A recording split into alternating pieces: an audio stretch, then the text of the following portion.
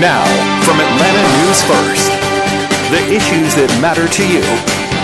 This is On the Record. We're going to have our very large United States oil companies, the biggest anywhere in the world, go in, spend billions of dollars, fix the badly broken infrastructure, the oil infrastructure, and start making money for the country.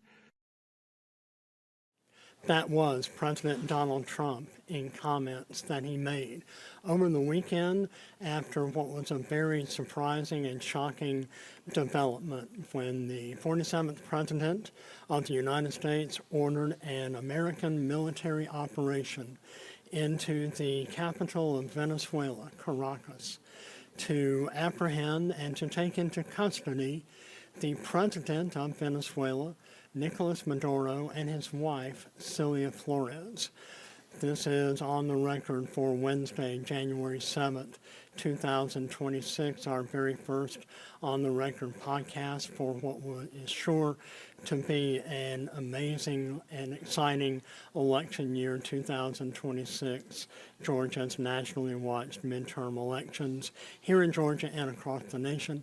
I'm Tim Darnell, joined by the host On the Record with Atlanta News First, airing every Sunday at 11 a.m., Rick Folbaum. Rick, we woke up over the weekend. Maybe some of us were still enjoying a holiday weekend to what was obviously an announcement that still continues to be felt here in Georgia, in the U.S. and across the nation, that an American military special forces unit had gone into the capital of Venezuela in the middle of the night, local time, to take into custody Nicolás Maduro and Celia Flores, the President and First Lady of the nation of Venezuela. President Trump was acting on a federal indictment that had actually been issued by his predecessor, Democratic President Joe Biden. And yet now, obviously, he is meeting with a lot of criticism and condemnation from the Democratic Party. By and large, the Republican Party, with a few exceptions, seems to be really falling in line and praising the president for this very decisive action. And yet this was an indictment that was issued by his predecessor. Yeah, I mean, Nicolás Maduro, not a good guy, and you're not going to find anybody, not Republican or Democrat, who's going to stand up and defend Maduro and say that he had the right to be running the country, especially after he really rigged the last election results, an election that he lost, but claimed that he won and stayed in power as a result. And this is somebody who has really been a thorn in the side of American leaders for a long time and has aligned himself with some of America's biggest adversaries, namely Russia and China. There is an oil component to this. Venezuela, of course, doesn't have as rich of an oil supply as some have sort of made it out to seem, but there is oil there that is in place, and that is being used as the rationale by President Trump and some members of his administration for going in and removing Maduro and bringing him to the U.S. Of course, the indictment that you're mentioning and the overall reasoning behind this is that the Trump administration has given is that Maduro was in effect working with the drug cartels and allowing drugs, cocaine and other illegal substances, allowing them to be exported into the United States, and that those drugs then make their way into the U.S. and are responsible for the deaths of tens of thousands of Americans each and every year. And so that is also part of the rationale. And there's also, there is a lot to this, a lot of different layers. You talk about the Western Hemisphere and President Trump wanting to look after sort of our own backyard, in effect. Venezuela is not very far away from the United States, geographically speaking, and so it does. There is an argument to be made that trying to stabilize a country like Venezuela and get a healthy democracy in place there is something that would also be beneficial to the United States. So a lot of things going on there. The administration did not seek congressional approval before launching this military operation over the weekend. That has opened him up to some criticism from, as you said, Democrats, but also a few members of his own party. Who would have liked the administration to get congressional approval before doing this. That did not happen. Now the question is, what's next? Not only for Maduro and his wife, who are now facing charges in New York City in a federal courthouse, but also for the future of Venezuela and who is going to run that country.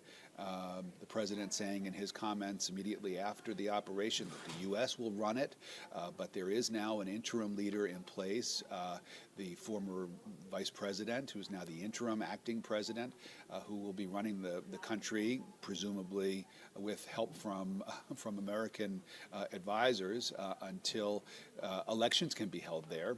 But when will that happen, and what will those elections look like, and who will come out on top? All of that is very much to be determined.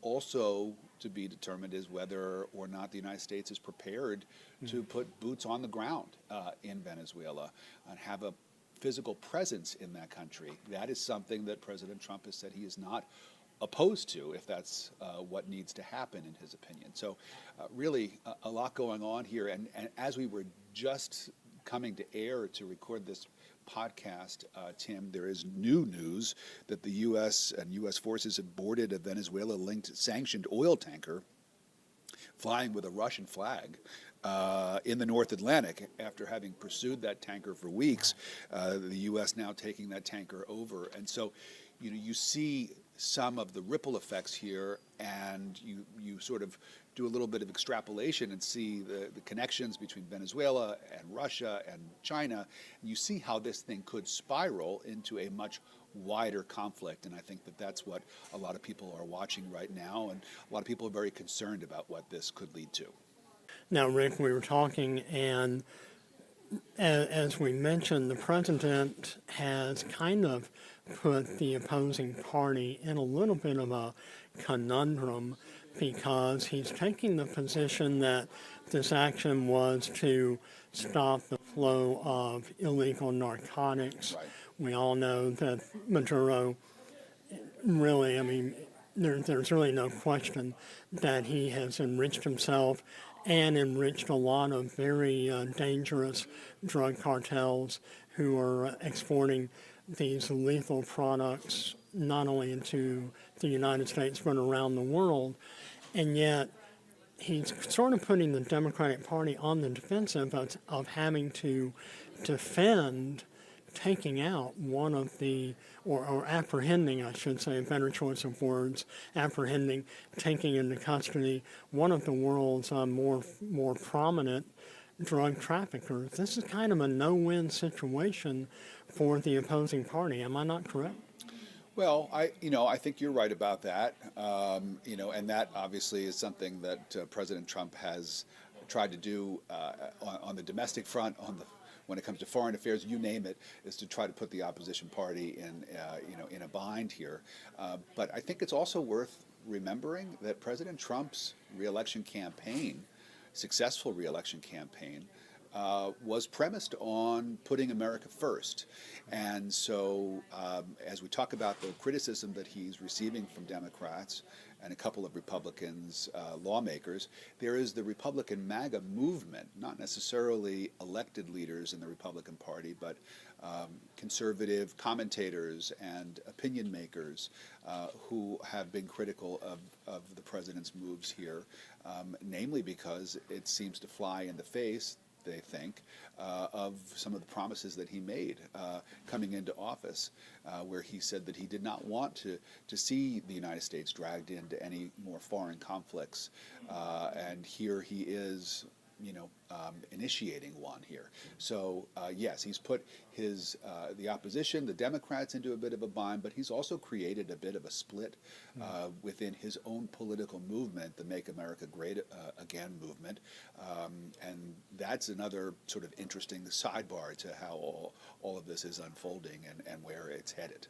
Well, speaking of the Make America Great Again movement, one of its foremost proponents, now former Georgia Congresswoman Marjorie Taylor Greene, while she was still in office, she made some very pointed comments on some various national interviews where she was criticizing President Trump for going back on a alleged promise that he was not interested in a regime change anywhere around the world. Yeah. And yet now we're looking at that very same situation in Venezuela. And speaking of former Georgia Congresswoman now, we should say Marjorie Taylor Greene, a special election date has been set. This took place late yesterday morning on Tuesday, January 6th, when Governor Brian Kemp announced a March 10th, 2026 special election to replace Marjorie Taylor Greene in Georgia's Northwest Georgia's 14th Congressional District. We also know that qualifying will begin next Monday and run from Monday through Wednesday, from roughly 8 in the morning until 5 in the afternoon on Monday and Tuesday, 8 a.m. to 1 p.m. on Wednesday. Qualifying fee is a little over $5,000, $5,220 if I'm not mistaken. Rick, we were in our on-the-record weekly meeting yesterday before all these dates and times were announced, and our producer for On the Record, airing every Sunday at 11 a.m., Taylor Mitchell had a list of 20-something people who have said they are running for Congress. That's all well and good, but I think it's wise to wait and see how many people actually pony up the 5K on Monday, Tuesday, and Wednesday next week, and then we'll have a really serious look at who are the serious, real contenders to become the next congressperson from the state of Georgia. This is a race that I think all of Georgia will be fascinated with, of course, but I think that the entire country will be watching this race because, number one, it is the seat, the former seat of Marjorie Taylor Greene, who made a name for herself in her short time in Washington, D.C. as one of the most outspoken members of Congress, and someone who really in her final months on the job seemed to backtrack on a number of things that she had said earlier during her tenure. But, again, the big spotlight on this seat also because it really kicks off this midterm election year when every seat in the U.S. House of Representatives will be up for re-election. And if history serves, the party of the president, the sitting president, does not fare well in these midterm elections. And so there is a lot of speculation that the Democrats will be able to win enough seats, and they don't need to win very many, but win enough seats to take control over the House of Representatives, which could be a real problem for the Trump administration in terms of getting its agenda passed during the final 2 years of President Trump's second term. So this will really be sort of the kickoff to that election season, that we have the midterm elections coming up in November. The district itself, number 14 here in Georgia, is a very red district that has voted for President Trump, voted for Marjorie Taylor Greene and other Republicans before her. Really decidedly over the last many election cycles. So I think that the consensus is that whoever the Republican will win that seat. But it'll be very interesting to see how well the Democrat does. And right now, when we say the Democrat, we're talking about Sean Harris. Right. He is a retired brigadier general, now working as a cattle farmer up in northwest Georgia, retired from the military. He did run unsuccessfully against Marjorie Taylor Greene last time around, but he has thrown his hat in the ring once again, and he's really the only real serious Democratic contender to announce an intention to run for this seat. I got a chance to sit down with him right before the holidays, and we'll be airing that interview coming up this Sunday on the record. I also got a chance to talk with one of the Republican candidates for this seat, Colton Moore, who is right now serving in the state Senate. He's been a sort of a bit of a controversial state lawmaker who is sort of cut from the same cloth as Marjorie Taylor Greene in that he doesn't shy away from saying controversial things and making headlines for himself. And I got a chance to talk with him as well. So we'll be airing both of those interviews on Sunday morning at 11 o'clock. So I would encourage people to check that out. And if you can't watch it live, we'll have it for you streaming on all of our platforms and our YouTube channel as well. But very interesting takes from both of these men on what their plan is in this upcoming election. And we should note that whoever wins this election, this victory will be perhaps short-lived because they will then have to run again in a primary for the right to run in a general election because the winner of this special election is only to fill out the remaining 11 months or so, or less actually, of Marjorie Taylor Greene's term. And then come November, that seat will be up for grabs once again.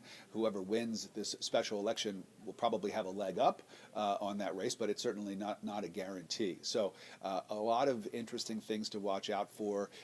We do know of a number of other candidates on the Republican side who have come forward and announced their intentions to run, and we hope to interview and sit down with every one of them between now and that special election so that our listeners and our viewers have a chance to really hear what these candidates have to say ahead of going to the ballot box and making their decisions.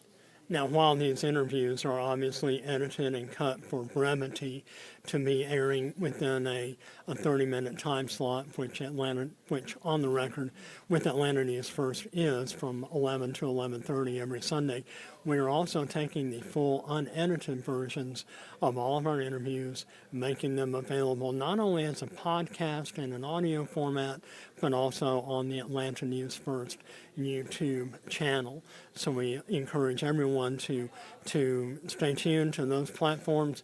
Another election date that I'll also throw in that I neglected to mention, if there is a runoff, which seems likely, after the March 10th election, if only a fraction of the 20 or so candidates who have expressed an interest in running, even if a fraction of those actually do qualify, there will likely be a runoff, and that will be on April 7th.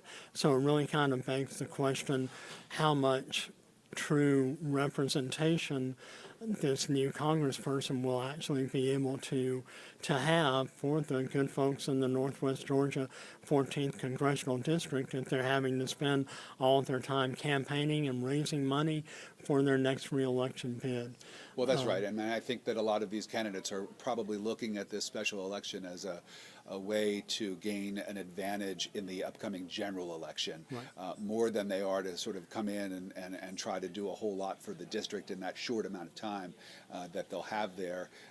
We talk a lot about incumbency, and even though the winner of this special election will have only served for a short amount of time, that person will still technically be the incumbent, and as a result of that will most likely have, as I said, a leg up in the general election. But it will be interesting to watch turnout, to see how many people come out and actually go to the polls for these elections. It's asking a lot of voters who may not be fully engaged in the political process at this point, in a midterm when there's not a presidential election on the ballot, to see how many of those people show up and to ask them to show up repeatedly for these special elections, and then potentially a runoff election, and then a primary election, and then a general election. That's a lot of campaigning. It is, and we talk about how voting is a privilege, and it is. We hope that people go and exercise that right that they have to cast their ballots and have their voices be heard. I'm very curious to see how many people actually go and do that. Right. Well, we certainly encourage everyone to take advantage of this unique liberty as America is entering its 250th Independence Day celebration this year, July 4th, 2026.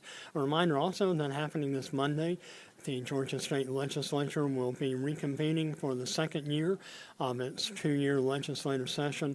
Sure to be a lot of fascinating political developments with so many sitting state lawmakers, including Lieutenant Governor Burt Jones, running for higher office. We have a wide open gubernatorial race, wide open governor's or lieutenant governor's race, as well as attorney general, as well as for Secretary of State and a number of open state legislative seats.